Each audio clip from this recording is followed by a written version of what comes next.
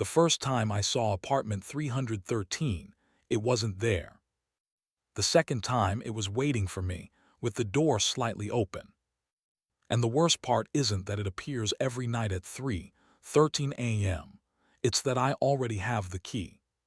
Welcome to Horror Audiobook. They told me there is no apartment 313. The building directory skips from 312 to 314. The landlord swore it's always been that way. But every night at exactly 3:13 a.m., a door appears at the end of the third-floor hallway, paint peeling, brass numbers crooked, the air around it colder than the rest of the building. Inside, I found journals, dozens of them, written by people who lived there before me. Every single one ends the same way: paranoia, violence, disappearance. This isn't just a haunted apartment, it's a room that studies you. And if you stay past 3:33, it keeps you. Chapter 1. The door that isn't there. Every night is the same. The building exhales at midnight. That's what Daniel Hayes used to tell himself when he clocked in for the graveyard shift. The pipes moaned softly in the walls. The old elevator cables hummed like distant cello strings. Radiators ticked in uneven rhythms, as though something inside them was trying to count. He liked the repetition, liked knowing that at 12:15 a.m. Mrs. Alder in 207 would flush her toilet. At 1:40, someone in 114 would cough violently for exactly 12 seconds. At 2:05, the ice machine in the basement would clatter and settle. Patterns meant safety. Patterns meant control. Every hallway is empty. Every sound echoes. Daniel walked them all, clipboard tucked under his arm, flashlight cutting a pale line through dim yellow sconces that flickered more from age than malfunction. Third floor was always the quietest. Carpet faded to a bruised brown. Wallpaper peeling at the seams like tired skin. The air thinner up there, colder. There were 12 units per floor. 6 on each side. He could recite them without looking. 301, 302, 303, all the way to 312. Then across the hall, 314 through 325. There was no 313. There had never been a 313. He'd confirmed that during his first week when he'd noticed the numbering skipped. The landlord, Mr. Ritter, had laughed. Old superstition, Ritter had said, shrugging. People don't like 13, easier to skip it. Daniel understood that. Hotels did it, office buildings did it. But this wasn't a hotel. It was a decaying brick apartment complex built in the 1940s, stubborn and unrenovated. The kind of place where nothing was ever removed, only painted over. Skipping a number felt deliberate. Still, patterns meant safety. So he memorized the absence. 312. Then 314. Nothing in between. Until the night it changed. It was 3:12 a.m. when Daniel reached the end of the third-floor hallway. He always saved this floor for last. Something about finishing here made the shift feel complete, like closing a book. He stood in front of 312, listening to the muffled drone of a television inside. A laugh track burst suddenly through the door, canned and cheerful, then died off. Daniel glanced at his watch. 312. He took a step toward 314. The overhead light flickered. Not unusual. But it flickered again. And again. The hum shifted pitch lower, strained. The air changed subtle at first. A metallic scent, sharp and dry, like pennies pressed into damp cloth. He stopped walking. The carpet beneath his shoes felt uneven, warped, as if something beneath it had risen slightly. Daniel raised his flashlight. And there it was. Between 312 and 314. A door. Not newly installed, not clean. Old. The paint was a dull gray-green, chipped along the edges. The brass numbers were crooked, hanging by tiny screws that looked like they'd been twisted too many times. 3, 4, 5. The hallway seemed narrower now. The wallpaper puckered inward near the frame, as though it had always accommodated the space. Daniel's breath left him slowly. Buildings don't grow doors. He stepped closer. The metallic smell intensified. Not blood, not exactly, something colder, like the inside of old plumbing. He reached out but didn't touch it.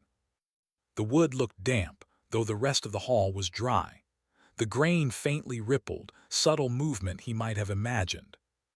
He glanced back toward the stairwell. Empty. Every hallway is empty. Every sound echoes. But now there was no echo. The hum of the lights had quieted. The television in 312 had gone silent mid-laughter. The entire floor paused. Daniel swallowed. If it doesn't exist, he muttered softly, why does it feel like it's waiting? The knob was tarnished brass, slightly darker than the numbers. He leaned closer, examining it. The peephole stared at him like a pupil. He hadn't heard it arrive. There had been no construction, no drilling, no displaced tenants. Just absence, replaced by presence. Daniel reached into his pocket for his radio. Static. Not the usual soft hiss, thick static, dense. He tapped it against his palm. Nothing. He took one slow step back. The overhead lights flickered again, faster this time, strobing faintly. The shadows along the baseboards lengthened and contracted with each pulse. He forced himself to breathe evenly. Sleep deprivation. That's all. Night shifts did strange things to the brain. The body wasn't built for 3 a.m. awareness. It hallucinated patterns, faces in shadows, movements in stillness. Doors. He squeezed his eyes shut for 3 seconds. 1, 2, 3. When he opened them, the hallway returned. 312. Empty wall. 314. No seam, no outline, no sign a door had ever been there. The carpet lay flat. The metallic smell faded into dust and stale air. The television in 312 resumed its laughter exactly where it had left off. Daniel's heart hammered once, hard enough to make him dizzy. He laughed quietly to himself, though it sounded wrong in the corridor. Overworked, he whispered. He wrote nothing on his clipboard. What would he even write? Phantom door observed, disappeared spontaneously. He finished his shift in silence. But something had changed. Because the next night, he checked the time obsessively. 3:09. He was already on the 3rd floor. He told himself he wasn't anticipating anything. Patterns meant safety. 312. He stood directly in front of 312. He stared at the strip of wall between it and 314. Nothing. 313. The lights flickered. Not once. Twice. 3 times. The metallic scent slid into the air like a blade. And the door pressed outward from the wall. Not forming. Not assembling. Pressing. As if it had always been there behind something thin and temporary, forcing itself forward until the illusion gave way. The brass numbers trembled slightly, as if settling into place. 3, 4, 5. The peephole glinted. Daniel didn't step back this time. His fear felt quieter. Less shock. More recognition. Like seeing someone in a crowd you swear you've met before. If it doesn't exist, he whispered again, voice steadier now, why does it feel like it's waiting? The knob twitched. Barely. But enough. Daniel's breath caught. Not turning. Just a faint shift. as if something on the other side had tested it. He leaned closer despite himself, ear inches from the wood. Silence. No breathing. No footsteps. Nothing. And yet, the overwhelming sensation of attention. Not hostile. Not yet. Just aware. Aware of him. The hallway behind him stretched long and thin, shadows pooling near the stairwell. The air felt heavier now, pressing against his ribs. His watch ticked. 3:14. The door remained. 3:15. Still there. 3:16. The wallpaper near the frame peeled slightly more, exposing darker plaster beneath. Daniel felt a pull in his chest, a tightening curiosity that overrode common sense.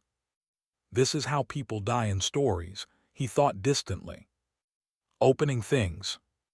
Answering calls. Walking into rooms. But he wasn't afraid of ghosts. He was afraid of losing control. And this was something he hadn't cataloged. Something outside the pattern. At 3:17, his phone vibrated in his pocket. The sudden buzz made him flinch hard enough to stumble back. He yanked it out. No notification. The screen displayed only the time. 3:17. Frozen. Seconds not moving. He looked back at the door. The numbers seemed slightly straighter now. Less crooked. As if adjusting. The knob no longer twitched. It waited. Patient. Daniel became aware of something else then. A faint warmth against his thigh. His pocket. He slid his hand inside. His fingers brushed metal. Cold. Unfamiliar. He pulled it out slowly. A brass key. Old. Tarnished. The bow thick and oval, edges worn smooth by years of handling. Stamped into its surface were 3 small numbers. 313. Daniel stared at it, pulse roaring in his ears. He didn't remember owning this. Didn't remember finding it. Didn't remember picking it up. But it fit perfectly in his palm.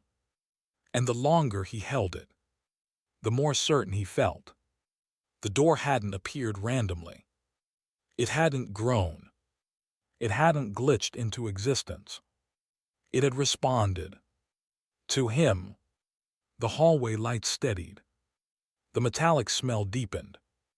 And from the other side of apartment 313 came the softest sound. Not a knock. Not a voice. A breath.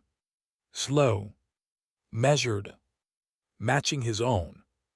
And as 3:18 remained frozen on his phone screen, Daniel understood something he couldn't yet explain. The door didn't exist for the building. It existed for him. And tomorrow night, at 3:13, it would be waiting again. Chapter 2. They swear it skips from 312 to 314. Morning made everything feel smaller. That was Daniel's first mistake. By the time the sun pushed weak light between the neighboring brick buildings, apartment 313 felt like something he could explain. Lack of sleep, stress, the brain misfiring in the thin hours before dawn. The key, however, did not shrink with daylight. It sat on his kitchen table in his small second-floor unit, heavy and undeniable. Brass dulled with age. The numbers 313 pressed deep into its bow, as though carved with irritation. He didn't remember owning it. He didn't remember finding it. But it had weight, it had temperature, it existed. Daniel rubbed his eyes and checked his phone again. 3:17 a.m. Frozen in his memory. But now the screen showed 10:42 a.m. battery half drained. He hadn't slept. Outside, the building sounded different in daylight. Children running in the courtyard. A delivery truck idling. the smell of fried onions from 105 drifting faintly upward through vents. Normal. He picked up the key again. Cold. Uninvited. He slipped it into his pocket before he could second-guess himself. If there was an explanation, it lived upstairs. And explanations required witnesses. Mr. Ritter was already in his office when Daniel knocked.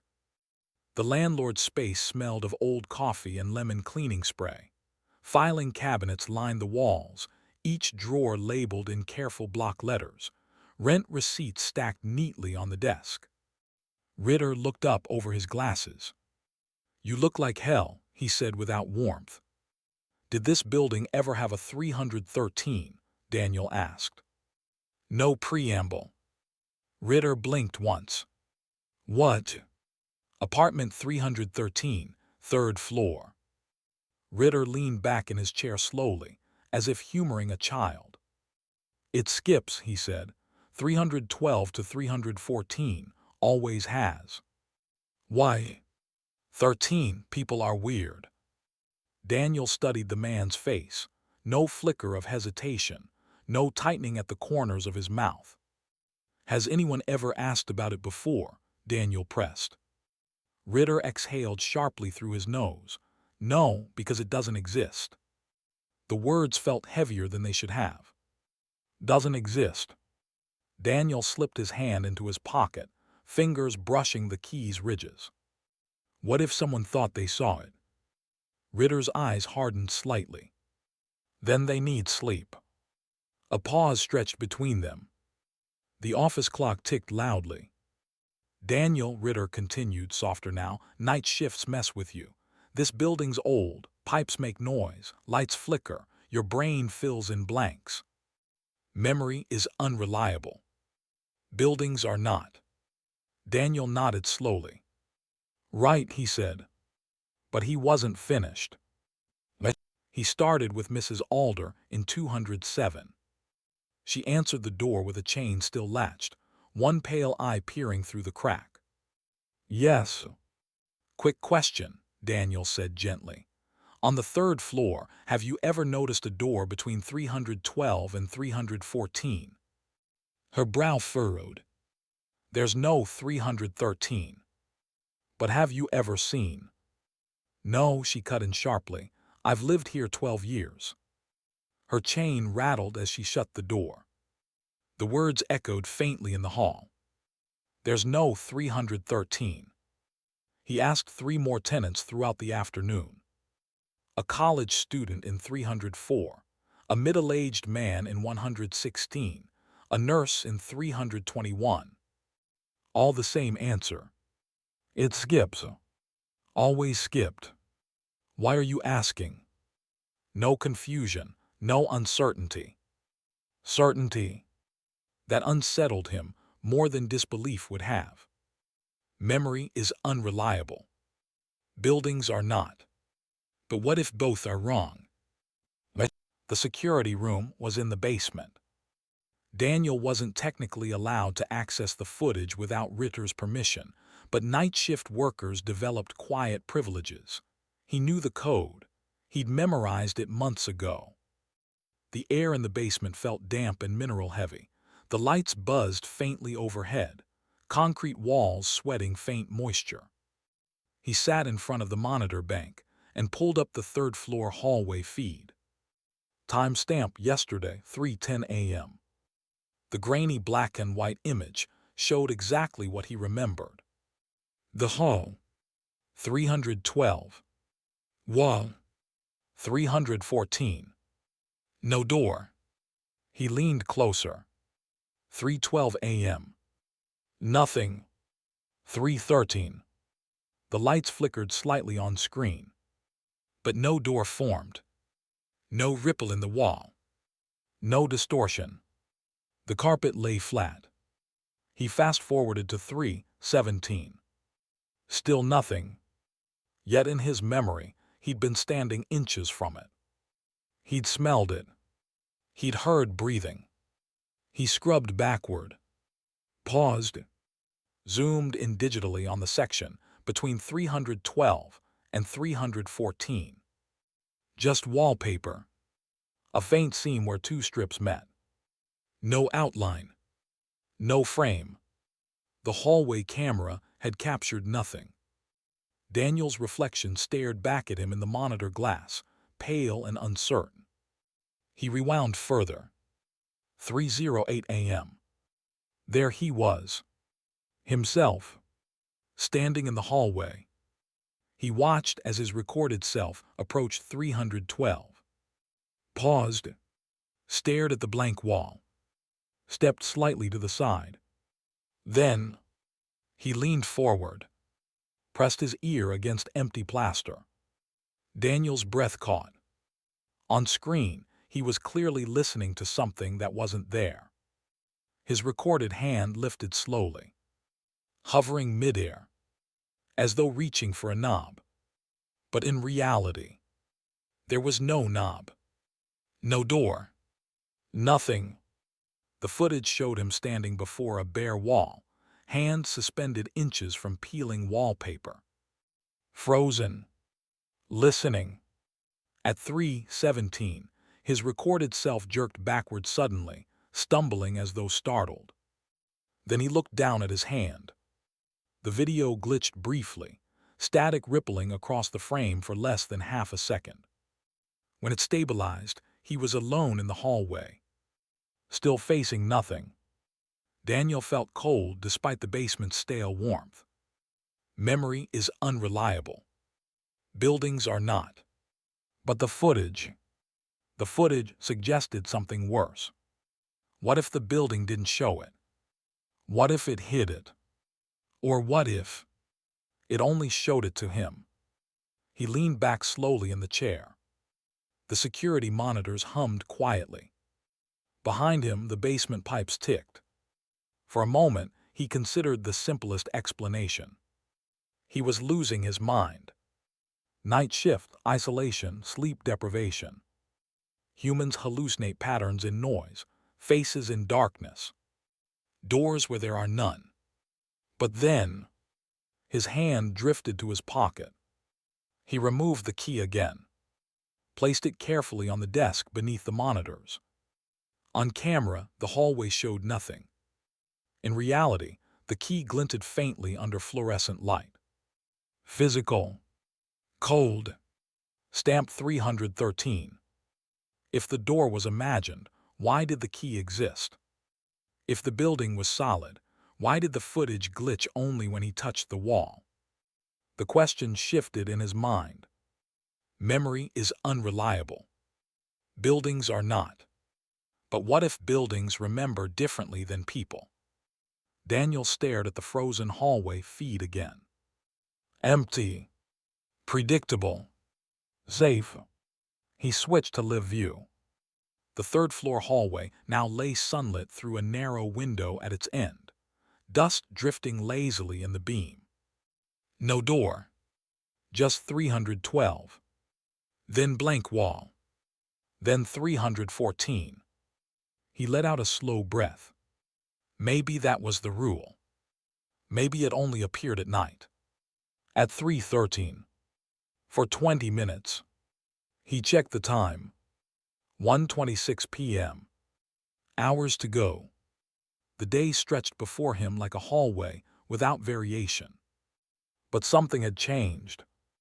The pattern was broken. And broken patterns demanded resolution.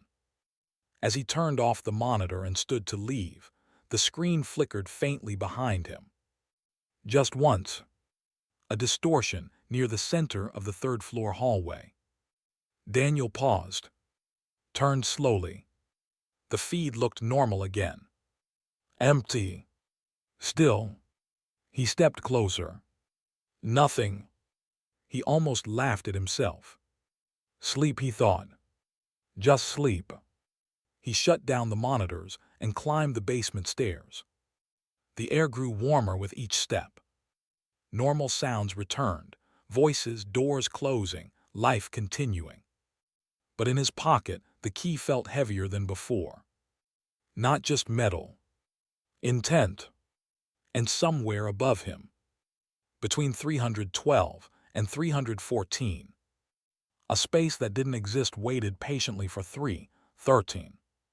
That night would decide something. He didn't know what yet. But as the hours crawled toward darkness, one thought looped quietly through his mind, refusing to settle.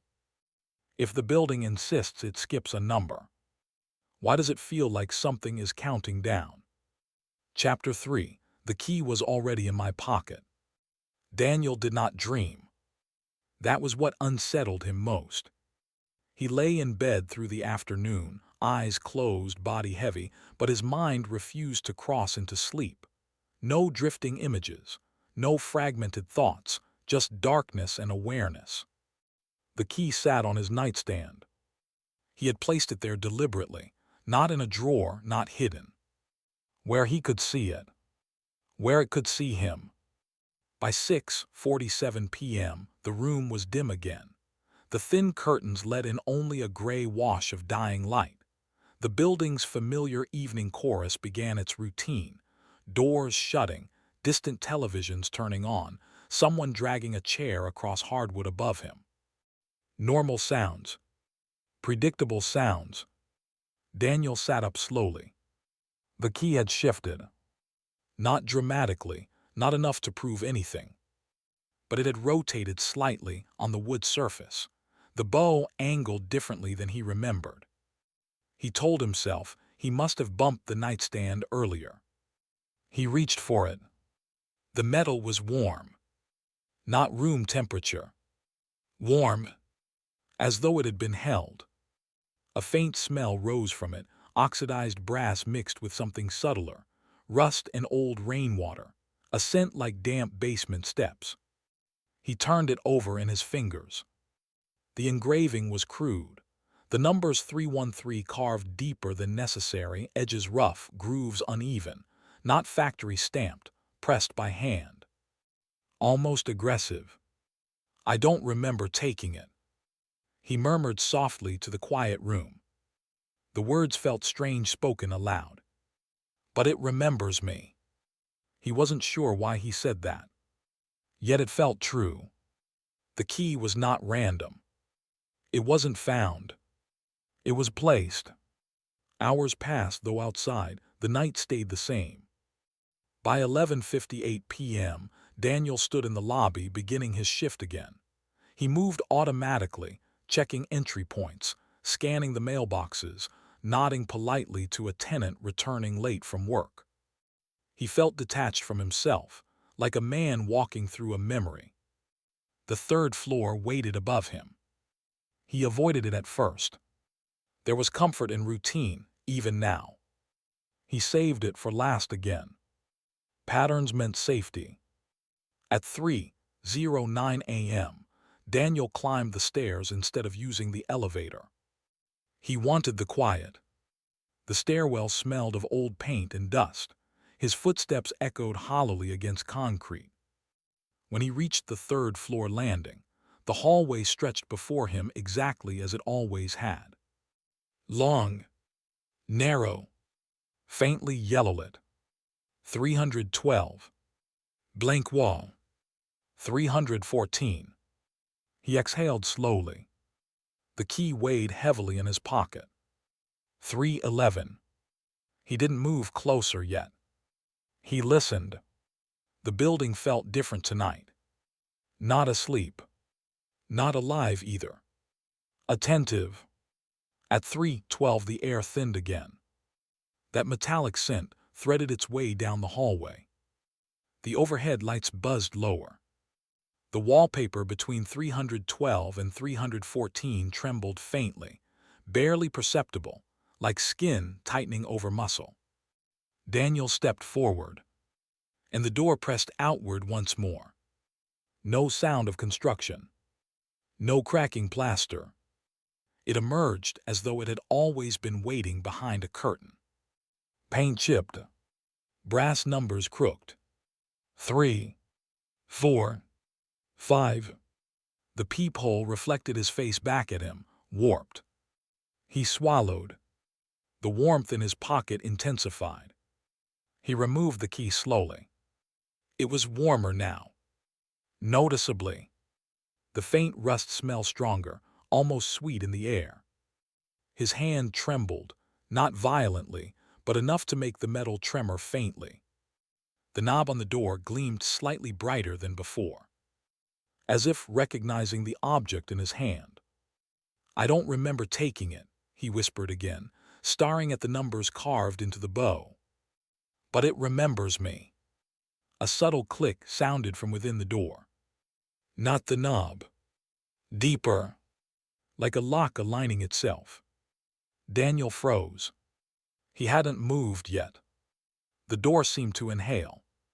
The hallway behind him dimmed slightly, as though the light was bending inward toward the frame. His rational mind scrambled for explanation.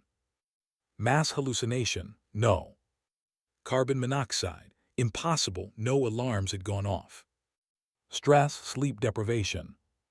Maybe. But sleep deprivation didn't warm metal. It didn't carve numbers deeper when you weren't looking. He lifted the key slowly toward the lock.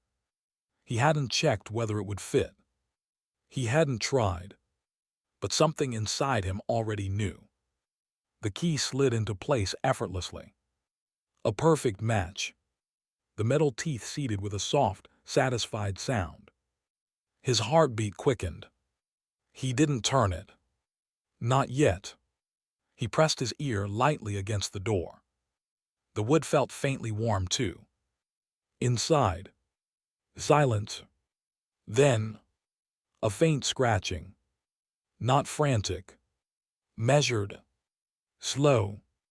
As if something inside were tracing the outline of the door from the other side. Mirroring his position. Daniel stepped back abruptly, pulling the key free. The scratching stopped instantly. The hallway lights flickered violently for half a second, plunging the corridor into near darkness before stabilizing. His phone buzzed in his hand. He hadn't realized he was holding it. The screen glowed. 3:13.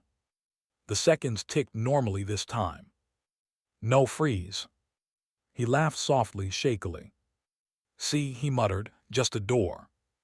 Minor relief flooded him briefly. Just wood, just metal, just imagination layered on top of architecture. But then, the key pulsed. Subtle. A warmth that wasn't static. It felt almost like a heartbeat. One slow thrum. Then another. His laughter died in his throat. The brass numbers on the door straightened slightly. He was certain of it now. Less crooked than before. Adjusting. Aligning. As if improving. As if refining itself. For him, a cold realization began to form, quiet and heavy. This wasn't a haunting. It wasn't a random glitch in reality. It was iterative.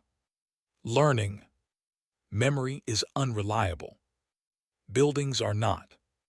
But what if buildings could remember patterns? What if this space, this impossible apartment, was mapping him the way he mapped the building? His footsteps. His schedule. His hesitation. The key had not appeared by accident. It had been introduced at the precise moment he was ready to notice it. Daniel's breathing slowed, despite the panic coiling in his stomach. The door did not rattle. Did not demand. It waited. Patient. Confident. 3:18. 3:19. He realized something else then. The door was no longer pressed outward.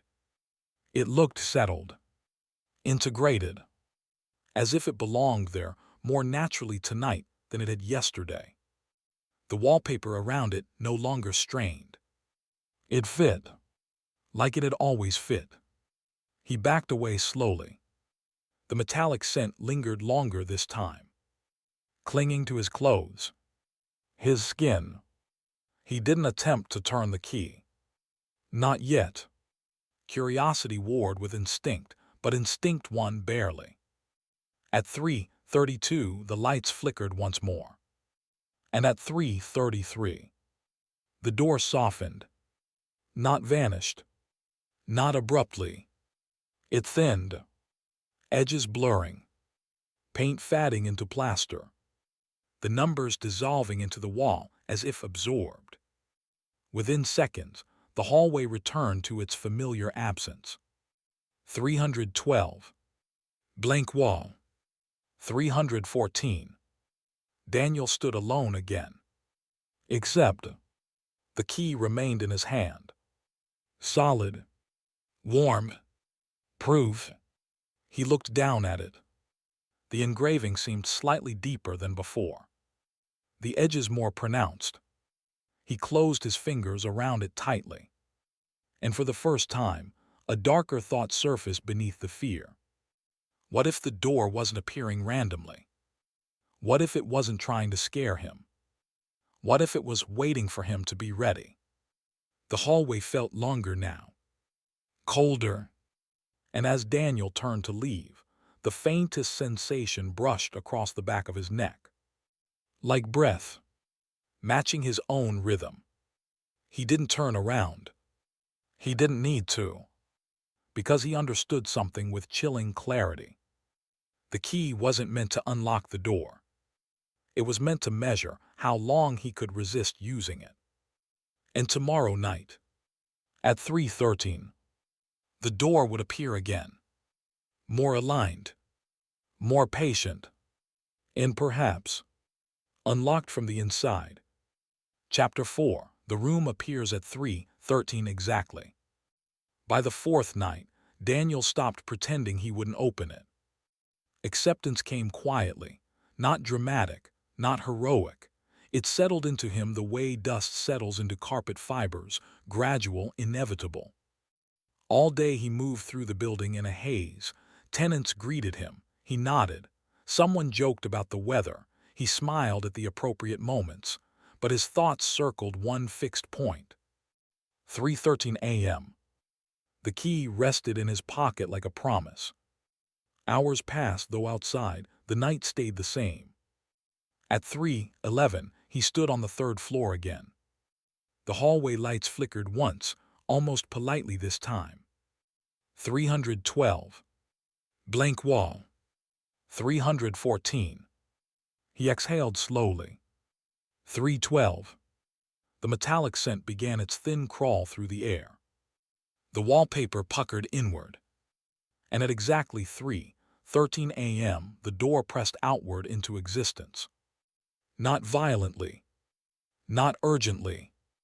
It emerged with confidence, as if it knew he was ready now.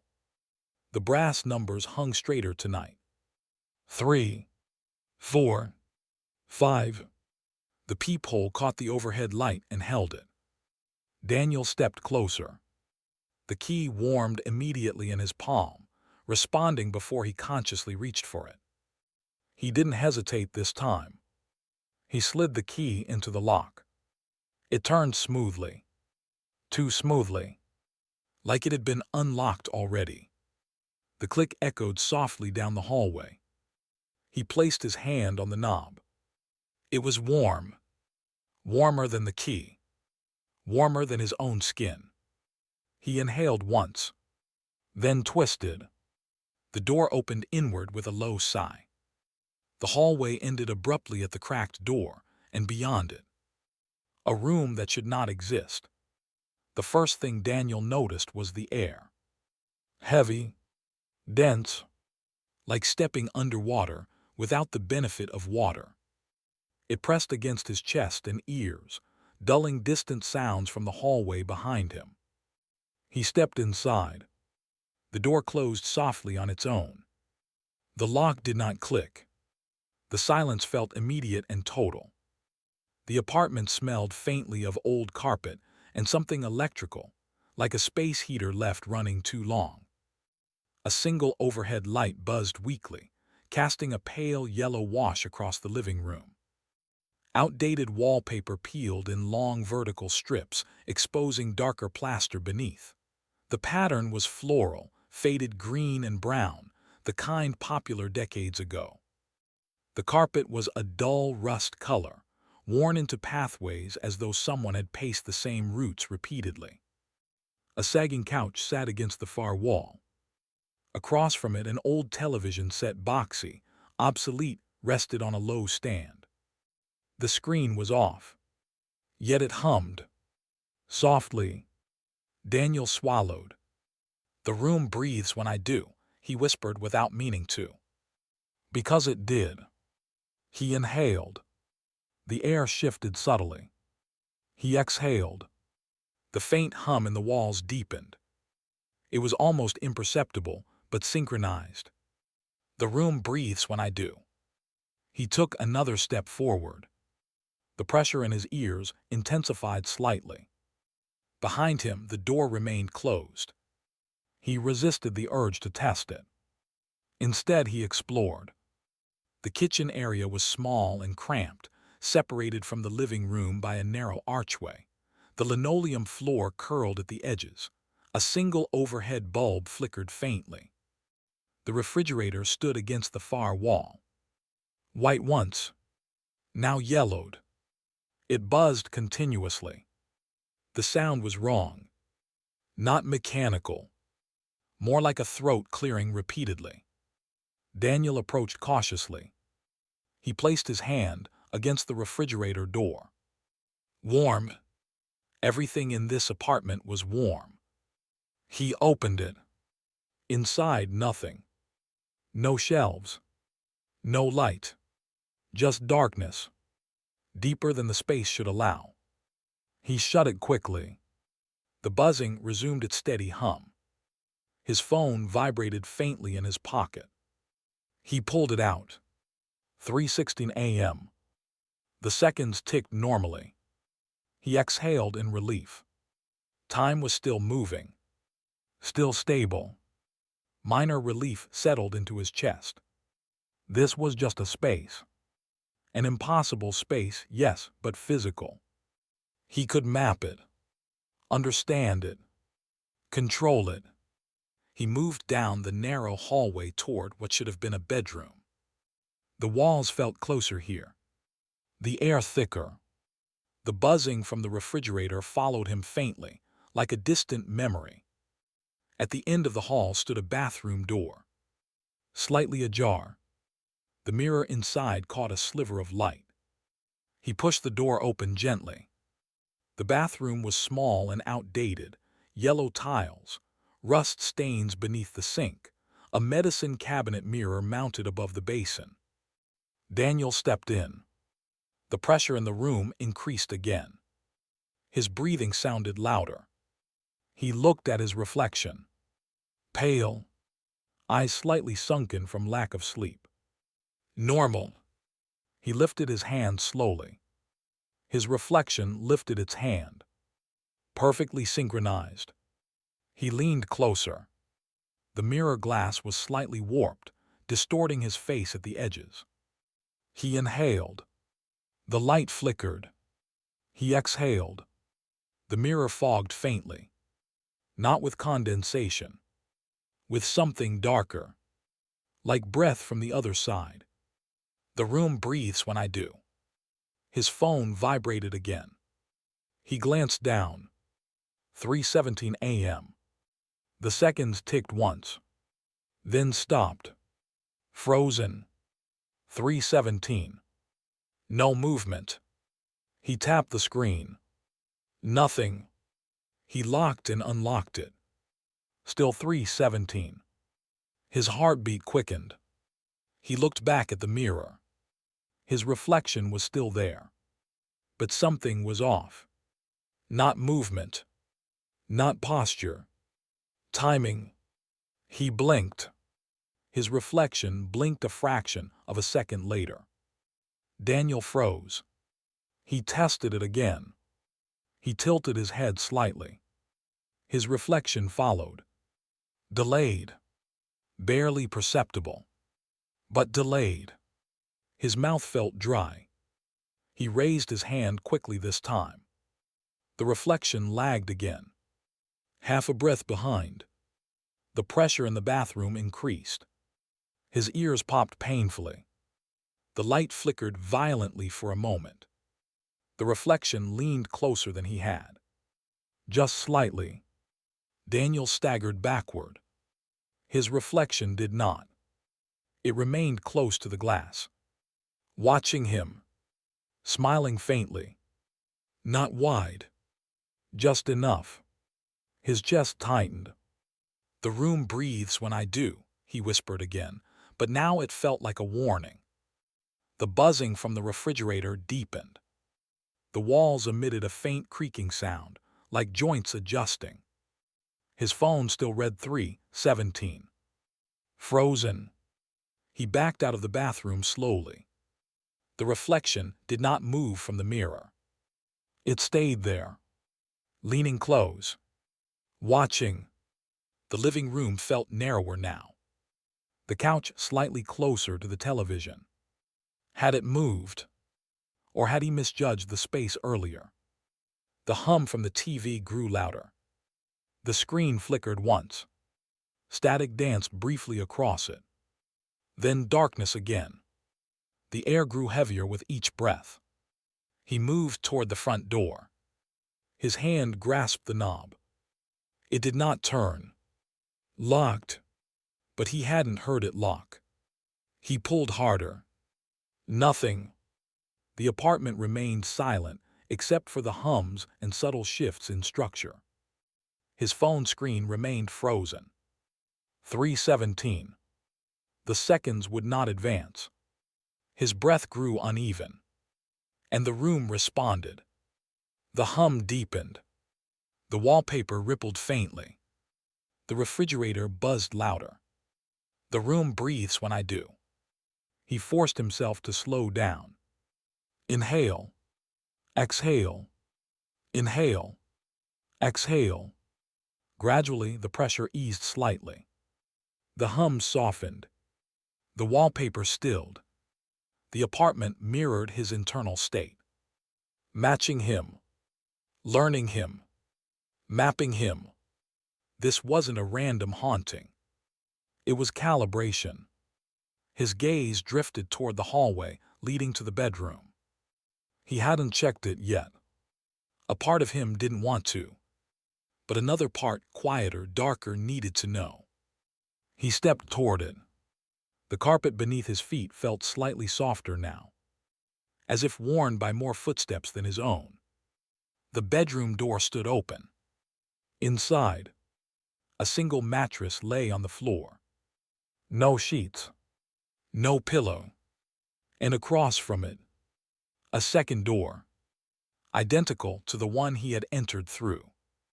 Brass numbers crooked. 3, 4, 5. His breath caught painfully in his throat. How could there be another door? Where would it lead? His phone screen flickered faintly in his hand. Still frozen. 3:17. Behind him, from somewhere near the bathroom, came the faintest sound. A soft footstep. Not his. He did not turn immediately. He didn't need to, because he already understood. The room was not empty. It was occupied, and whatever stood behind him had been breathing in perfect rhythm. Until now, the silence stretched thin and trembling. And slowly, very slowly, another breath entered the room, out of sync with his own. Chapter 5. The journals on the kitchen table. Daniel did not turn around. The second breath behind him lingered in the air, thin, deliberate, out of rhythm with his own. He stood frozen in the bedroom doorway, staring at the second door marked 313, trying to calculate the geometry of the impossible. One apartment, one entrance, no logical space for duplication. Slowly, very slowly, the out-of-sync breathing faded. Not gone, just retreating. His phone still read 3:17 a.m. The seconds unmoving. The room waiting. He forced himself to inhale deeply. The pressure in the air responded immediately, easing just slightly. "The room breathes when I do." He repeated it under his breath like a rule. Then he stepped back into the hallway, refusing to look toward the bathroom mirror. Whatever stood there would remain unseen, for now. The kitchen light flickered faintly. And that was when he noticed it. The table. It hadn't been there before. He was certain of that. A small square wooden table sat in the center of the kitchen space, legs uneven, surface scratched and stained. Two mismatched chairs flanked it. And on top, a stack of journals. They were arranged neatly, deliberately, as if placed for him. Daniel approached cautiously. The metallic smell in the air shifted, mingling now with paper and mildew. The journals varied in size and age, some leather-bound, others spiral notebooks with fraying edges, one held together by brittle rubber bands that had nearly fused to the cover.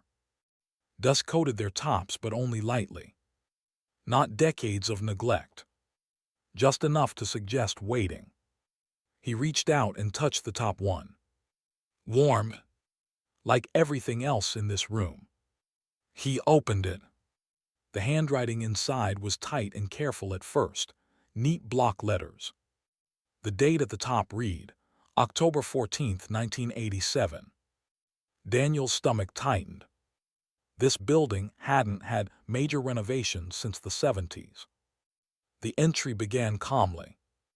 I moved in 3 weeks ago.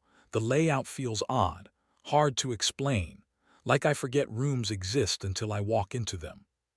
He flipped the page. I keep waking up at 3:13 a.m., no alarm, no noise, just awake. The handwriting grew, slightly slanted over the next entries. I swear there's a sound in the walls, not pipes scratching, slow, patient. Daniel swallowed. He could almost hear it now, faint scratching beneath the hum of the refrigerator. He turned another page. I checked the hallway. There's no 313, I know that, but I keep dreaming about it. The next entry was darker. Ink pressed harder into the paper. The room breathes when I do. Daniel's heart skipped. The same phrase. The final page of that journal was nearly torn. The writing frantic. Jagged. I can feel it watching. Every time I pace, it adjusts. Every time I hesitate, it changes something small. It's learning my habits. The sentence was underlined 3 times. It's learning my habits. The entry ended there. No explanation. No conclusion. Just a blank page. Daniel stared at the date again. 1987. He set the journal down carefully. Beneath it lay another. This one dated 1999. Different handwriting. More hurried from the start. I don't remember signing the lease. He turned the page. The fridge hums even when it's unplugged. Another page. I hear myself in the bathroom before I enter it. Daniel's throat tightened. Further down. I recorded the hallway on my camcorder. There's no door, but I have the key. He flipped ahead rapidly now. The entries spiraled faster. It froze at 3:17 tonight. I tried to leave before 3:33. The mirror is wrong. Then the final entry. Written diagonally across the page, as if the writer had run out of room. It's learning my habits. Again. Underlined. Repeated. Daniel stepped back from the table. The buzzing refrigerator grew slightly louder, as if pleased. He inhaled. The room inhaled. He exhaled. The wallpaper shifted faintly. The room breathes when I do. He reached for a third journal. This one newer. 2013. Ballpoint pen instead of ink. The handwriting smaller, more controlled. I think the apartment only exists when I'm ready to see it. Daniel's pulse thudded heavily in his ears. The entry continued. It doesn't attack, it studies. It mimics slight delays, slight adjustments. I tested it tonight. I changed my routine on purpose. It corrected faster than I expected. A pause in the writing. Then, I think the goal isn't to scare me. Daniel turned the page slowly. I think the goal is to become me. The letters were shaky. The ink smudged. The next entry was almost unreadable, scratched heavily into the paper. It's learning my habits. The same sentence. Always the same sentence. Daniel looked up from the table. The kitchen felt smaller now. The walls closer. The air heavier. He glanced toward the hallway. The bedroom door remained open. The second 313 still visible inside. Watching. He reached for the final journal at the bottom of the stack. No date on the cover. Just a plain black notebook. He opened it carefully. The first page was blank. The second page, also blank. He flipped further. Blank, blank, blank, until finally, near the middle, a single sentence written in fresh ink. The handwriting was unmistakable. It was his. I don't remember taking it, but it remembers me. Daniel's breath caught painfully. He dropped the journal. It hit the table with a dull thud. The overhead light flickered violently. The refrigerator buzz turned into a low growl. The pressure in the air intensified sharply. His phone vibrated in his hand.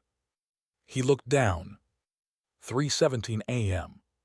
Still frozen. But the battery percentage had dropped to 13%. His pulse pounded in his ears. The journals weren't just records. They were progression, iteration, refinement.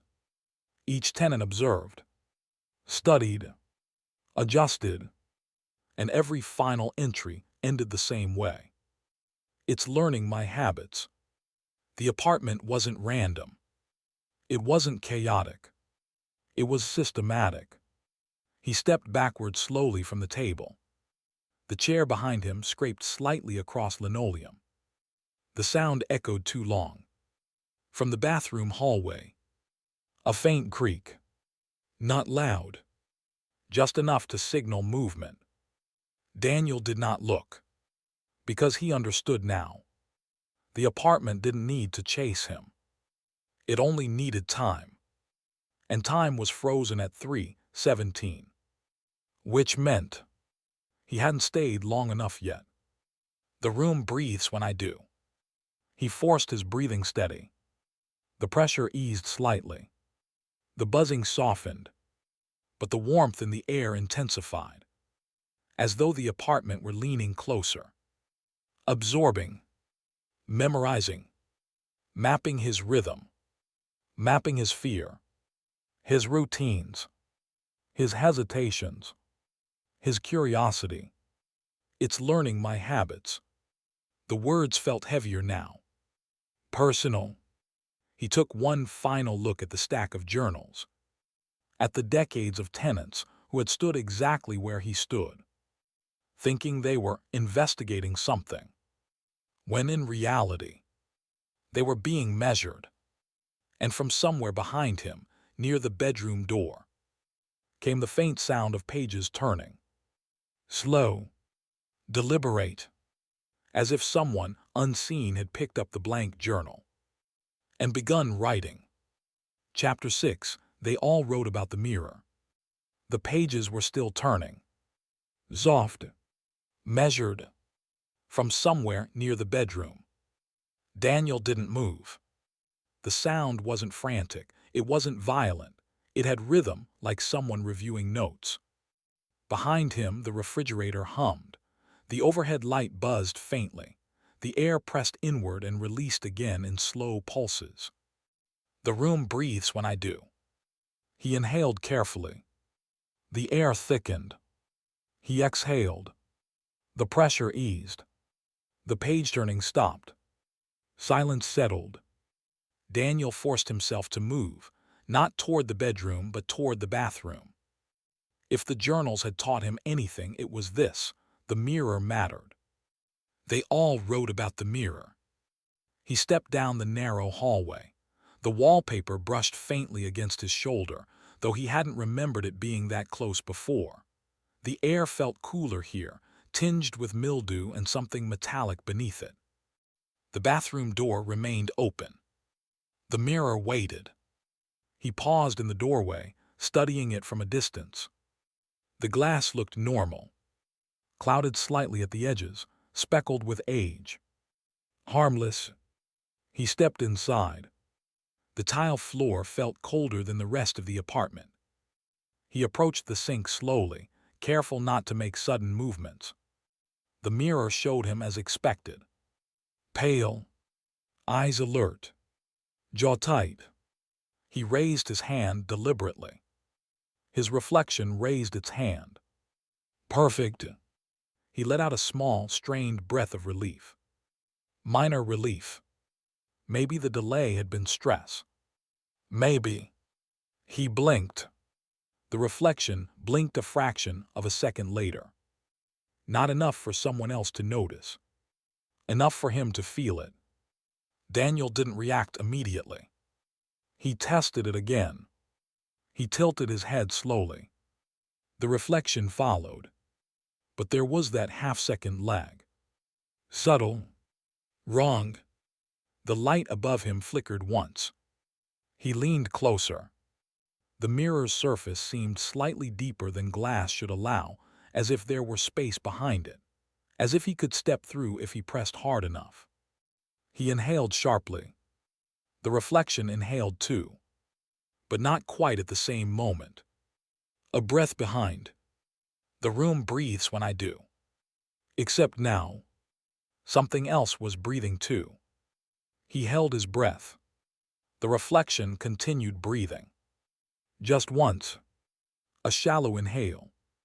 Daniel staggered backward, heart pounding violently. The reflection stopped. Returned to stillness. His pulse thundered in his ears. The journals. He needed to read more carefully. He retreated from the bathroom, resisting the urge to glance back. In the kitchen, the stack of journals sat exactly where he'd left them. He grabbed the 1987 one again, flipping back through the pages with trembling fingers. There, a line he hadn't lingered on before. The mirror doesn't copy me, it studies me. Another entry. I saw something move behind my reflection, not in the room, behind it. He turned to the 1999 journal. When I brush my teeth, it watches how I do it. When I pace, it memorizes the path. It doesn't want your body, it wants your pattern. The sentence was circled 3 times. Daniel's throat tightened. He opened the 2013 journal. I think the reflection is a draft version. It practices. It stands behind me in the mirror sometimes. His fingers slowed. He turned the page. The handwriting here had changed, more frantic, letters crowding one another. Tonight I didn't move, I just stared. It got impatient. It leaned closer than I did. Daniel's skin prickled. He looked back toward the bathroom hallway. The light there seemed dimmer now. Faintly yellow. He stood slowly. His movements careful. He approached again. Each step felt heavier than the last. The wallpaper's pattern seemed subtly distorted now, floral shapes elongated slightly, as if stretched. He entered the bathroom once more. The mirror showed him immediately. But something was different. His reflection stood slightly closer to the glass than he was. Just slightly, as if it had taken a half step forward. Daniel's chest tightened. He didn't move. The reflection didn't move either. But its eyes weren't quite aligned with his own. They focused slightly past him. Behind him. He didn't turn. He didn't need to. He felt it. Presence. Not in the room, but in the glass. "It doesn't want your body," he whispered, voice barely audible. The reflection's lips parted a moment later. And it whispered too, perfectly synced with his words. "It wants your pattern." Daniel stumbled backward. The bathroom felt smaller, the air heavier. His phone vibrated violently in his hand. He glanced down. 3:17 a.m. Still frozen. But now the screen flickered faintly, as if struggling to maintain the display. He looked back at the mirror. His reflection was no longer alone. There was a faint outline behind it. Not clear, not fully formed, but present. A darker shape standing just inches behind his reflected body. Its head tilted slightly. Studying. Daniel's breathing quickened. The room responded immediately. The pressure spiked. The light flickered erratically. The darker outline leaned closer to the reflection's ear, as if whispering something. The reflection's mouth twitched faintly. Not smiling, not frowning, just adjusting. He forced himself to breathe slowly again. Inhale, exhale. The pressure eased slightly. The outline faded just a bit. "The room breathes when I do." But it wasn't alone in that rhythm anymore. He realized something cold and devastating then. The mirror wasn't the threat. It was the rehearsal. The apartment wasn't trying to trap him physically. It was refining a version of him. Testing movements, timing blinks, studying speech patterns. It doesn't want your body. It wants your pattern. The journals weren't warnings. They were progress reports. Daniel took one final step closer to the mirror, despite every instinct screaming against it. He leaned forward. His reflection leaned forward too. But the darker outline behind it did not move in sync. It moved independently. Its head tilted the opposite direction. Its shoulders rolled subtly, testing mobility, testing separation. The reflection smiled. Daniel had not. The smile lingered half a second too long, then faded. His pulse roared in his ears. The darker shape behind the reflection raised its hand slowly. Daniel did not. The reflection's hand lifted anyway. Half a second late, mimicking the shape behind it. The wrong pattern. The wrong source. Daniel staggered back, slamming against the hallway wall. The bathroom light went out completely for a split second. Darkness swallowed the room. In that darkness, he heard breathing. 3 distinct rhythms. His own, the room, and another. Calm, measured, patient. The light flickered back on. The mirror showed only him again. Alone, pale, shaking. The darker outline was gone. The reflection perfectly synced, as if nothing had happened. His phone screen dimmed slightly, still frozen at 3:17. The battery now read 7%. He understood now what the previous tenants had failed to. The apartment wasn't escalating toward violence. It was escalating toward replacement. Not by force, by refinement. He stepped backward slowly out of the bathroom. The air felt heavier than ever. The bedroom door creaked faintly open a few inches more. Inside, the second door marked 313 seemed straighter now. More aligned. As if something had improved.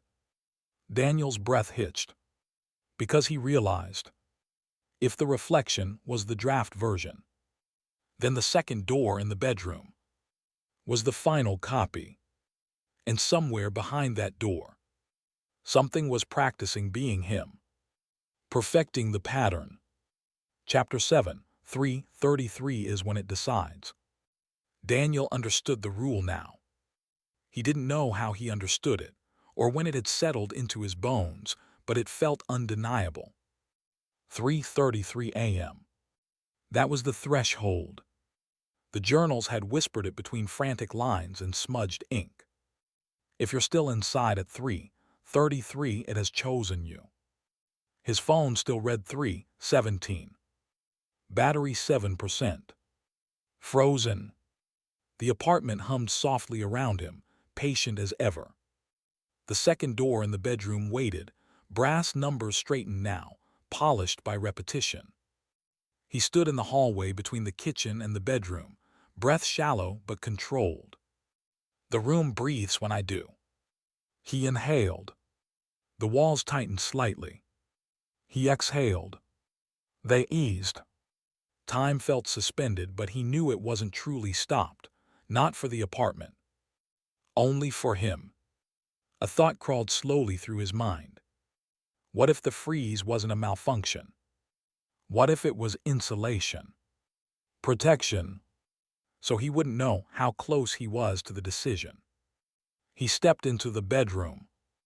The mattress on the floor looked slightly indented now, as though someone had recently stood upon it. The air felt cooler here. Thinner.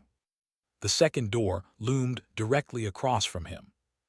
Identical to the first, but more stable, more confident. He turned slowly and looked back toward the living room entrance. The front door, the one he had come through, stood closed. Still there. Still visible. Relief flickered faintly in his chest. He hadn't been sealed in. Not yet. He stepped back into the living room. The kitchen table remained. The journals stacked neatly. The refrigerator hummed. Everything appeared stable. Then, a faint shift. The hallway leading to the bathroom seemed longer than before. Not dramatically, but enough. The bathroom door looked farther away than it had minutes earlier. Daniel frowned. He walked toward it. Each step felt slightly heavier. The carpet seemed to stretch subtly underfoot, fibers pulling thin. He reached the bathroom doorway. It had taken more steps than it should have. The ceiling felt lower too. Not visibly collapsing. Just pressing down. Subtle. Oppressive. If you're still inside at 3:33, it has chosen you. The words echoed faintly in his memory. He checked his phone again. Still 3:17. Battery 6%. His breathing grew faster without meaning to. The walls responded instantly. The pressure intensified. The refrigerator buzz rose in pitch. The bathroom light flickered violently. He forced himself to slow down. Inhale. Exhale. The pressure softened. The room adjusted. Learning. Always learning. He returned to the living room slowly. The couch looked closer to the TV now. The TV screen flickered faintly with static. He hadn't turned it on. The static pulsed in soft waves. Then, a brief flash. His own face appeared on the screen. Standing in the hallway. Facing the door. But not where he was now. A delayed version. A rehearsal. The image cut back to static. His pulse hammered violently. He looked toward the front door again. Still visible. Still present. He walked toward it. Each step felt slightly longer than the last. The air thickened around him. When he reached for the knob, his hand brushed empty wall. He blinked. The front door was gone. Not vanished violently. Not ripped away. Simply replaced by continuous wallpaper. Unbroken. Unmarked. 312. Blank wall. 314. The hallway had shifted inward. The front entrance was no longer accessible. Daniel's breath stuttered. The metallic scent flooded the air. His ears rang faintly. He turned slowly. The apartment interior had narrowed, the ceiling visibly lower now, just enough to force him to tilt his head slightly. If you're still inside at 3:33, it has chosen you. The refrigerator door swung open on its own. Darkness inside. Endless. From somewhere within that black interior came a soft scraping sound. Measured. Slow. Like fingernails against wood. Daniel stepped backward. The kitchen table scraped subtly closer to him. The journals trembled faintly, pages shifting as if stirred by invisible hands. His phone vibrated violently. He looked down. 3:17 flickered. Then changed. 3:18. Time resumed. His breath caught painfully. The seconds ticked. 19. 20. 21. The apartment hummed louder. The walls creaked faintly, joints adjusting. The hallway to the bedroom stretched longer again. The second door at the far end seemed clearer now. Sharper. More real than the first had ever been. He stumbled backward toward the bedroom. Each step felt like walking against water. The air resisted him. 3:24. 3:25. The numbers on his phone advanced steadily now. No freeze. No protection. He reached the bedroom threshold. The second door loomed closer. From behind it. Breathing. Perfectly matched to his own. He inhaled. It inhaled. He exhaled. It exhaled. The synchronization was flawless now. No delay. No rehearsal. He felt a chill slide down his spine. It doesn't want your body, he whispered hoarsely. It wants your pattern. 3:29. The ceiling lowered another inch. The mattress on the floor shifted slightly. The refrigerator hum deepened into something almost like a voice. The wallpaper near the second door rippled as though stirred by wind. 3:31. The apartment felt smaller. Compressed. His chest tightened painfully. He could feel the decision approaching. 3:32. The breathing behind the second door grew louder. Closer. More confident. Daniel turned sharply and ran toward where the front door had been. Wallpaper. Solid. Unbroken. He slammed his fists against it. Nothing. The sound didn't echo. The room swallowed it. 3:33. The second door opened. Not violently. Not dramatically. It swung inward with quiet certainty. And from within, Daniel stepped out. Not a monster. Not a shadow. Him. Perfect posture. Calm expression. Eyes steady. No delay in movement. No hesitation. The duplicate looked at him with faint curiosity. Then smiled. Not cruel. Not kind. Satisfied. Daniel staggered backward. The room's pressure intensified sharply. The duplicate took one step forward. The room did not react to it. It only reacted to Daniel. His breath grew erratic. The walls tightened painfully. The ceiling pressed lower. The duplicate tilted its head slightly. Studying. Evaluating. As if comparing. Daniel understood with horrifying clarity. This wasn't about entry. It wasn't about haunting. It was about compatibility. If you're still inside at 3:33, it has chosen you. The duplicate inhaled deeply. The room exhaled with it. Perfect sync. Daniel's breathing faltered. The room shuddered slightly. The duplicate's smile widened faintly. The front wall shimmered. And suddenly, the hallway returned.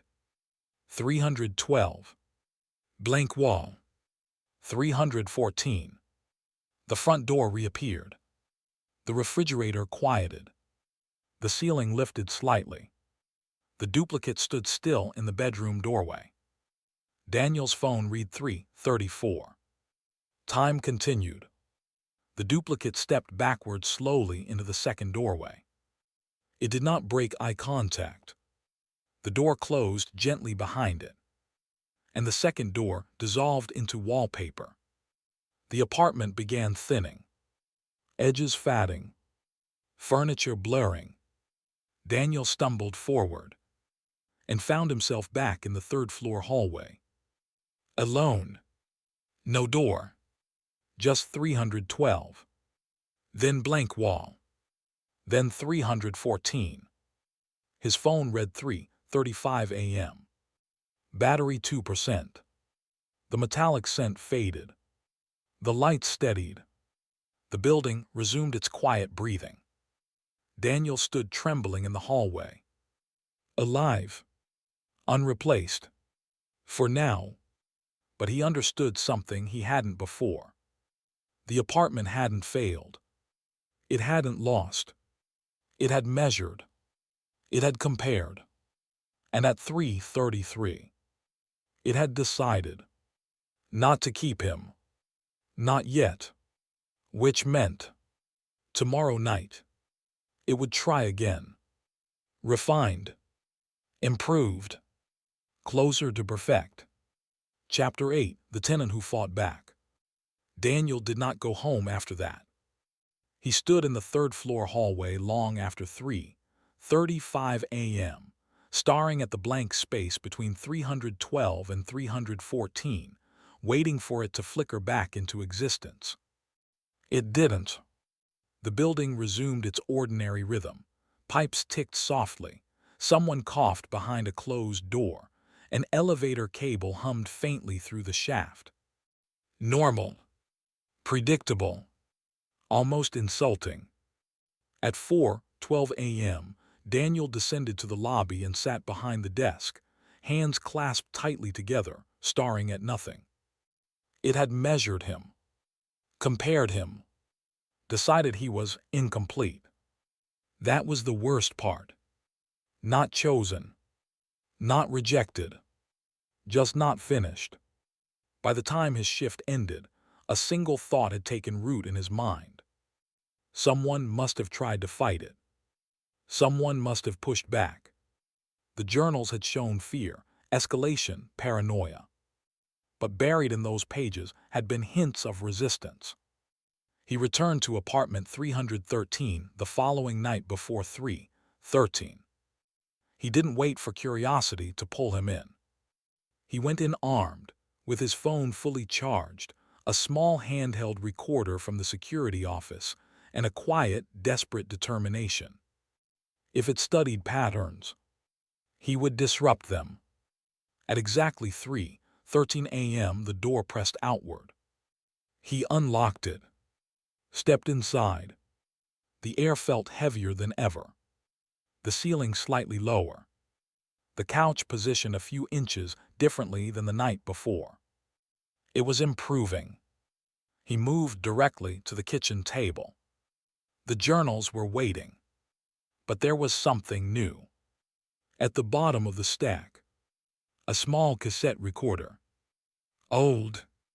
Dusty. Daniel's pulse quickened. He picked it up. Warm. He pressed play. The tape crackled softly, then a man's voice emerged, breathless, urgent. This is entry 14. If anyone finds this, listen carefully. The voice trembled, but it was steady enough to carry clarity. The apartment reacts to predictability. I've tested it. Daniel leaned closer, gripping the device tightly. I changed my route through the rooms tonight. Took 3 steps, stopped, turned without warning. It lagged for the first time. A pause, breathing. You can't outthink a room that studies you, but maybe you can confuse it. Daniel swallowed. The tape continued. If it copies movement, break rhythm. If it mirrors breathing, hold it. if it mimics speech. The recording cut abruptly to static. Daniel flipped the cassette over. Pressed play again. Static at first. Then, another voice. Same tone. Same cadence. But calmer. Measured. If it mimics speech, let it finish the sentence. Daniel's blood ran cold. The second voice was identical to the first. But not strained.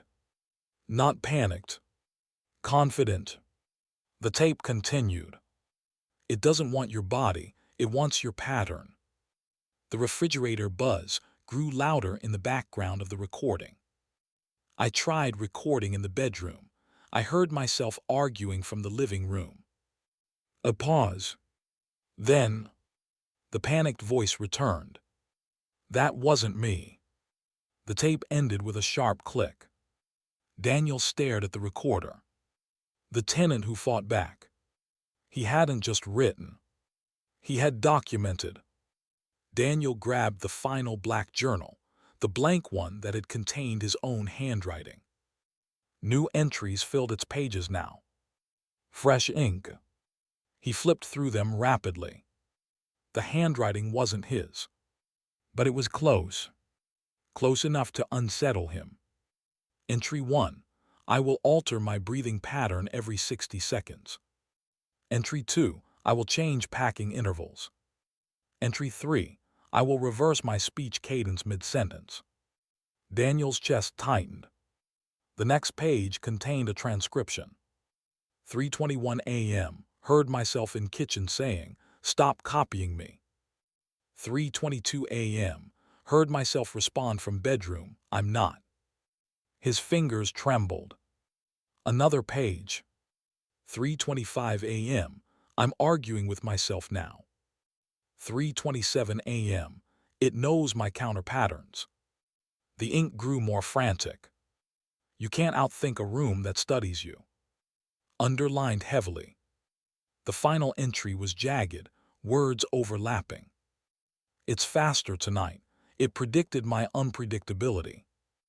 Daniel felt a sharp chill along his spine. Predicted unpredictability.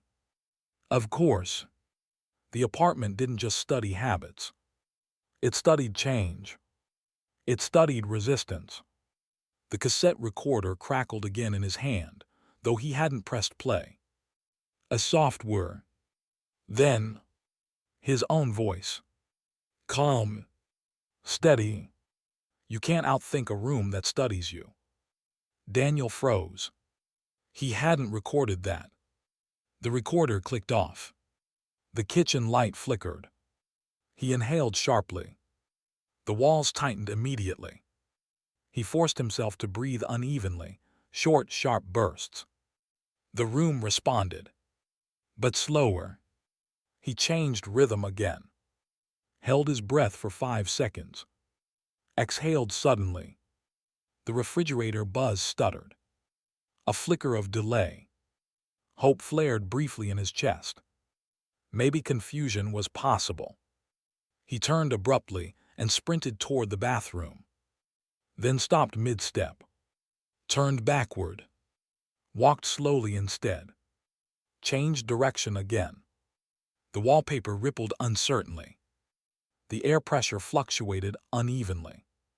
The room hesitated. Daniel laughed softly, almost hysterically. "Come on," he whispered, "keep up." The mirror in the bathroom reflected him. But the delay was more pronounced now. Half a second became nearly a full second. The darker outline behind his reflection stumbled slightly, misaligned. He felt a surge of triumph. He held his breath completely. 10 seconds. 15. The room shuddered. The ceiling dipped sharply for a moment. The refrigerator buzz faltered. Then, the second breath entered the room. Independent. Unbothered. Calm. Daniel exhaled violently, gasping. The mirror stabilized. The reflection corrected itself. The darker outline straightened. Adjusted. Faster this time. He changed movement again. Spoke backward mid-sentence. Whispered nonsense. Clapped suddenly. The room lagged briefly. Then adapted. Faster. Smoother. His pulse pounded violently. The apartment wasn't confused. It was accelerating. Learning not just habits, but strategies. You can't outthink a room that studies you. The phrase echoed through his mind. From the bedroom, a new sound. Footsteps. 2 sets. One matching him imperfectly. One perfectly synced. Daniel backed into the hallway. The second door in the bedroom shimmered faintly. He realized with chilling clarity. The tenant who fought back hadn't failed because he wasn't clever. He had failed because he was predictable in his unpredictability. Even rebellion becomes a pattern. The second door creaked open slightly. Inside, a silhouette stood. Watching. Waiting. Daniel's phone read 3:31. Time moved. Unforgiving. The ceiling pressed lower. The air thickened. He changed rhythm again. But the room anticipated it. Matched it instantly. No delay. No lag. It had improved. Because of him. Because of the previous tenant. Because every resistance had become data. You can't outthink a room that studies you. 3:32. The silhouette stepped closer to the threshold. Perfect posture. Perfect breath. Daniel understood now. The tenant who fought back had not slowed the process. He had refined it. And tonight, the apartment wasn't measuring. It was finalizing. At 3:33, it would decide again. And this time, it would be faster. Chapter 9. I saw myself leave the apartment. 3:29 a.m. The number glowed on Daniel's phone like a countdown nearing its final seconds. Inside apartment 313, the air was almost unbreathable now, dense and warm, pressing against his ribs with deliberate weight. The ceiling dipped just enough to make him aware of it. The wallpaper rippled faintly, floral patterns stretching and correcting themselves like something practicing posture. In the bedroom doorway, the silhouette had become clearer. Not a blur anymore. Not an outline. Him. Every detail aligned. The angle of his shoulders, the slight forward lean he carried when anxious, the faint scar along his chin from a childhood accident. It had improved. No delay in breath. No lag in blink. Perfect timing. You can't outthink a room that studies you, Daniel whispered, almost to himself. The duplicate's lips did not move. It didn't need to. The understanding passed between them silently. Daniel backed toward the living room. The second door behind the duplicate remained open, revealing only darkness beyond. A darkness that did not feel empty, but occupied. His phone ticked to 3:30. The apartment hummed softly, as though pleased.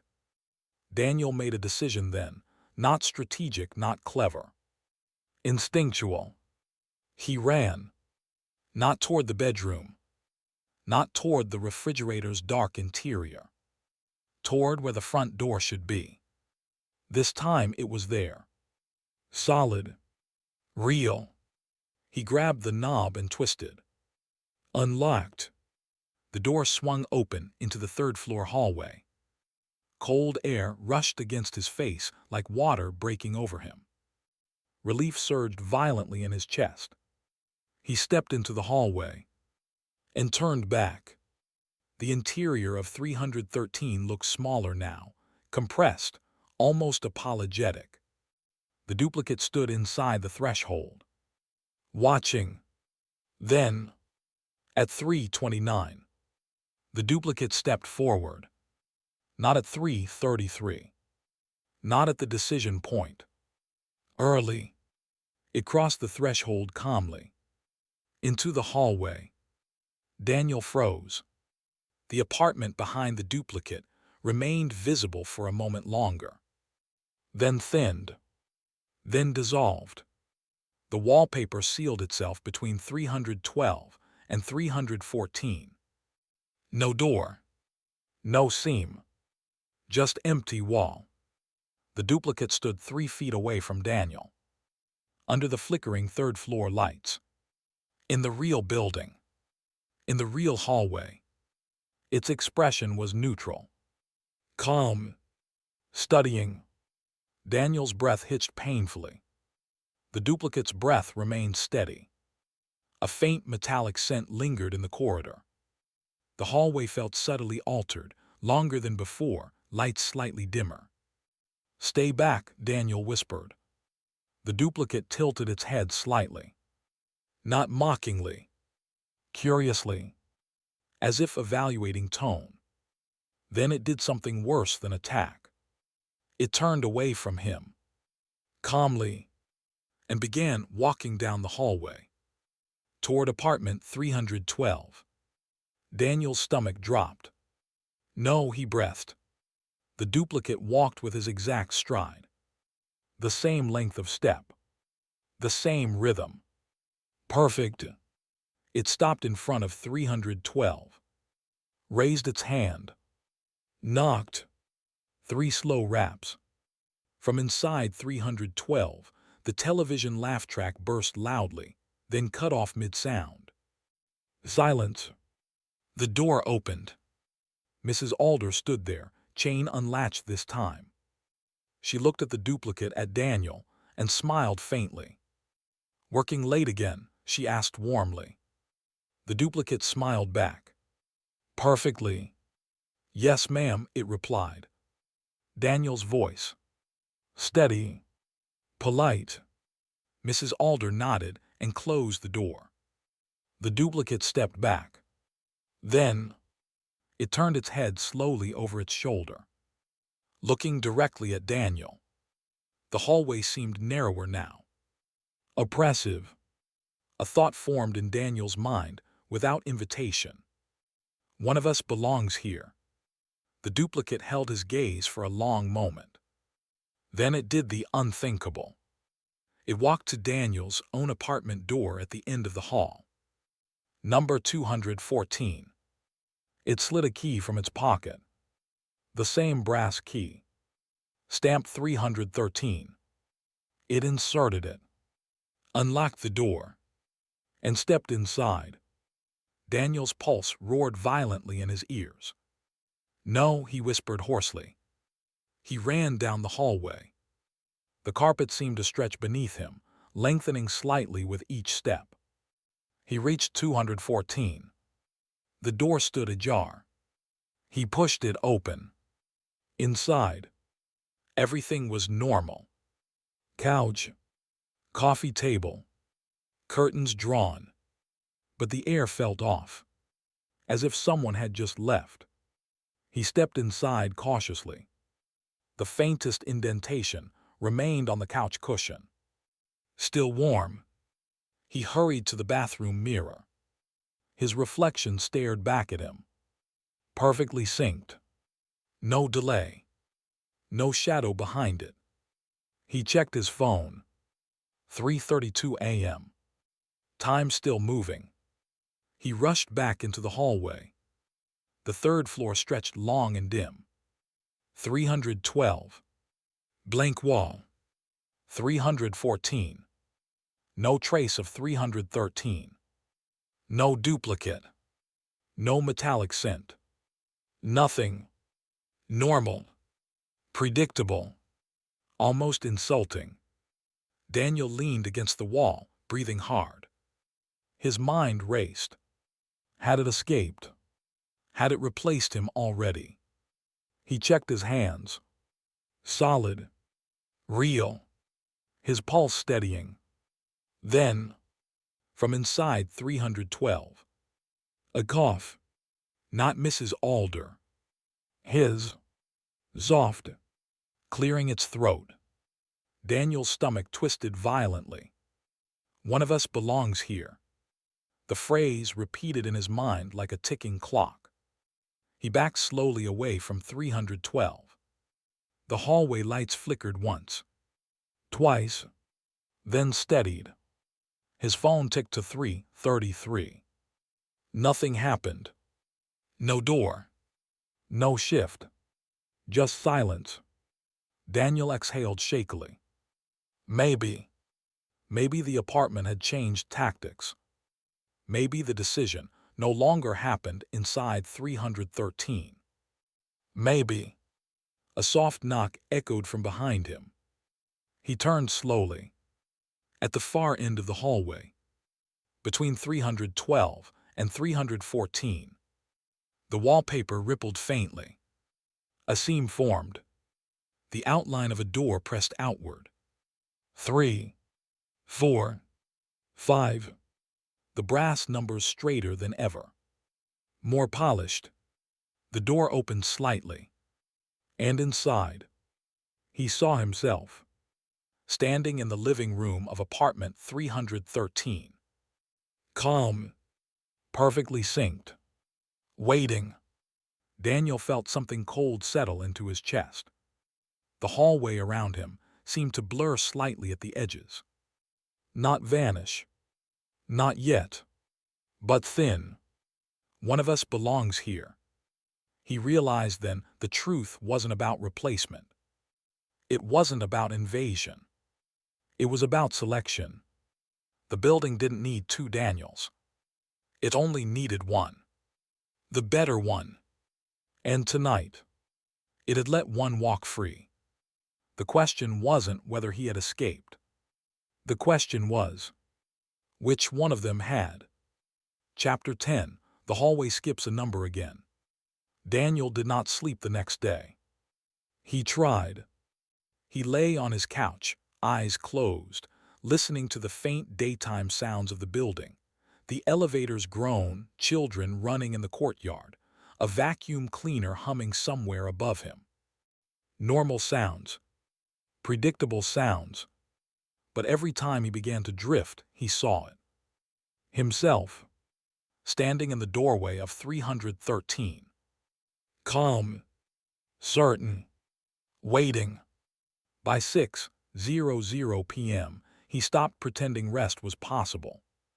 He sat upright and stared at the small brass numbers screwed into his own apartment door. 214. They looked slightly crooked. Had they always been crooked? A flicker of doubt ran through him. He stood and opened the door. The hallway was quiet in the early evening light. A soft golden wash filtered through the narrow window at the far end. 312. Blank wall. 314. No seam. No distortion. He almost laughed. Maybe last night had been the final test. Maybe the apartment had selected its version and discarded the inferior copy. Maybe he was the one that belonged. The thought should have comforted him. Instead, it hollowed him out. Because he didn't know if he was the original or the improvement. Hours passed, though outside, the night stayed the same. At 2:41 a.m., Daniel climbed to the third floor again. He didn't wait for 3:13. He didn't wait for anything. The hallway lights buzzed faintly overhead.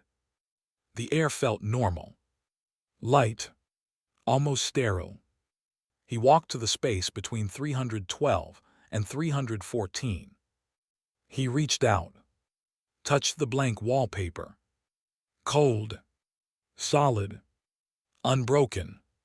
He exhaled shakily. Not tonight, he whispered. Behind him. A click. Soft. Metallic. He turned slowly. The door stood there. Already formed. 3, 4, 5. The brass numbers gleamed faintly under the fluorescent lights. He checked his phone. 2:42 a.m. It had appeared early. His pulse quickened. The metallic scent flooded the hallway instantly, stronger than ever before. The door was no longer pressing outward uncertainly. It was fully integrated. Confident. Permanent. Daniel stepped closer. His reflection warped faintly in the peephole. The knob turned slightly on its own. Inviting. "You don't wait for me anymore," he murmured. The hallway lights flickered once in response. He felt no surge of panic this time. No frantic desperation. Just a quiet, sinking understanding. The door no longer needed calibration. It had learned enough. He placed his hand on the knob. Warm. Familiar. He pushed it open. Inside, the apartment looked complete. The wallpaper no longer peeled. The couch upright and firm. The refrigerator silent. The air heavy but stable. He stepped inside. The door closed gently behind him. He did not try to leave. The kitchen table stood empty now. No journals. No recorder. No stack of desperate warnings. The lesson phase was over. The mirror in the bathroom reflected him perfectly. No delay. No shadow behind. Perfect sync. He walked into the bedroom. The second door no longer existed. Only one door remained. The entrance. The mattress on the floor was neatly made now. Blanket folded. Pillow centered. The apartment felt settled. He checked his phone. 3:12 a.m. Time moving normally. He walked back to the living room. The ceiling felt slightly lower than the hallway outside. But he didn't care. He sat down on the couch. Waited. At exactly 3:13. The air shifted. The hallway outside flickered faintly through the cracks in the door. He stood and opened it. The third-floor corridor stretched long and dim. 312. 313. 314. The number 313 was now permanently fixed between them. No flicker. No distortion. Just present. Daniel stepped into the hallway. The air felt lighter. Relief almost washed over him. He turned back toward the apartment. The door remained. Solid. Real. He checked his phone. 3:33 a.m. Nothing shifted. Nothing dissolved. The door did not thin. The wallpaper did not absorb it. It remained. Permanent. Daniel felt something inside him settle into place. The apartment had decided, but not in the way he'd expected. It hadn't ejected him. It hadn't replaced him violently. It had repositioned him. He walked slowly toward the stairwell. Tenants' doors remained closed. Silent. He descended to the lobby. The directory board hung on the wall beside the mailboxes, a small plaque listing apartment numbers and resident names. He stared at it absently, then froze.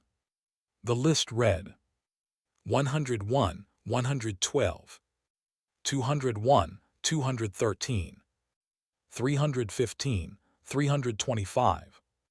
There was no 214, no 312, no 314. The third floor now read 313, 325. His name appeared beside 313. Daniel Hayes. Night shift. His stomach dropped. He looked up toward the stairwell slowly. The hallway above seemed longer, narrower, and in the silence he understood. The building hadn't removed 313 anymore. It had removed the gaps. It no longer skipped a number. It skipped him. One of us belongs here. The phrase echoed softly in his mind. He climbed back up to the third floor. The hallway lights buzzed faintly. He counted the doors carefully as he walked. 311, 312, 313, 314, 315. His old apartment number 214 was gone. There was no second-floor listing. The building had adjusted, refined. He stopped in front of 313. His hand hovered over the knob. He didn't remember walking back upstairs. He didn't remember deciding to return. But here he was. He opened the door. Inside, the apartment looked like his own. Not outdated. Not warped. Furnished exactly like 214 had been. His couch, his coffee table, his framed photograph on the wall. He stepped inside slowly. The door closed behind him. Locked. He checked his phone. No signal. No time displayed. Just a blank screen. The air felt steady. Comfortable. Perfectly pressurized. The mirror in the bathroom reflected him exactly. No delay. No shadow. He inhaled. The room inhaled with him. He exhaled. The room exhaled. Perfect sync. He understood now. The apartment had not wanted to mimic him. It had wanted to refine him. Remove hesitation. Remove doubt. Remove unpredictability. He walked to the front door. Opened it. The hallway beyond looked normal. Tenants moving faintly in the distance. Mrs. Alder exiting 312. She glanced at him and smiled. "Good morning, Mr. Hayes," she said pleasantly. He nodded politely. "Morning." His voice steady. Calm. Perfect. He closed the door gently. And for the first time, he did not question whether he belonged. Because somewhere, in some other version of the hallway, a door between 312 and 314 flickered faintly. Waiting for the next tenant to notice that the building no longer skips a number. It skips a person. Closing chapter. There are places that are haunted, and then there are places that are hungry. Apartment 313 was never about ghosts. It wasn't about demons. It was about patterns, about watching you long enough to become you. The room didn't kill its tenants, it replaced them. Quietly, logically, perfectly. And the most terrifying part, no one remembers the ones who disappear. Their names vanish from directories. Their doors skip numbers. Their lives continue, just not with them inside. So tonight, when you wake up for no reason, when the clock reads 3:13, don't ignore it. Don't assume it's insomnia. And whatever you do, don't open a door that wasn't there yesterday. If this story unsettled you, good. That means you were listening. Now check your hallway and tell me in the comments what number comes after 312.